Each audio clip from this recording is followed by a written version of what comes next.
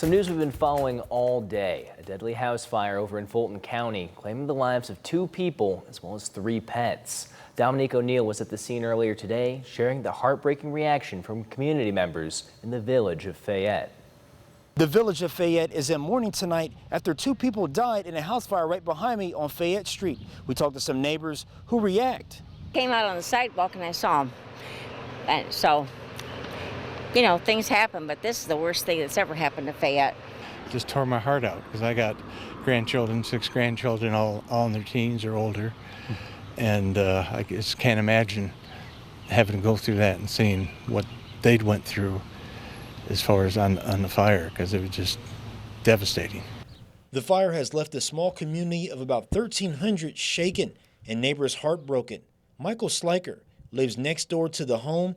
He was one of the first ones on the scene. You know, I never seen anything at all like this, you know, and I hope I don't have nightmares over it. But it's sad situation. And Sliker says there wasn't much anyone could do. And we went and got a 20-foot ladder, but it just, then, the smoke was too much and it started billowing out, and it was just way too much. We couldn't do anything. While details of what started the fire and even who the victims are remain limited, the outreach from the Fayette community is clear.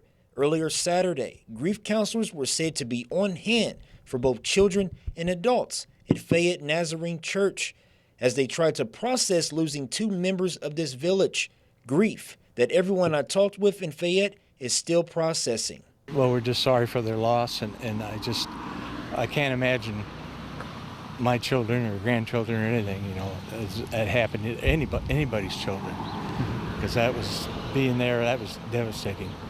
To be there and seeing what I saw, it's just devastating. I think this is the worst thing that's ever happened to Fayette. Yeah. People remember this for a long time. And the cause of this fire is still under investigation. When we find out more information, you can go to our website at WTOL.com. Reporting in the village of Fayette, Dominique O'Neill, WTOL 11.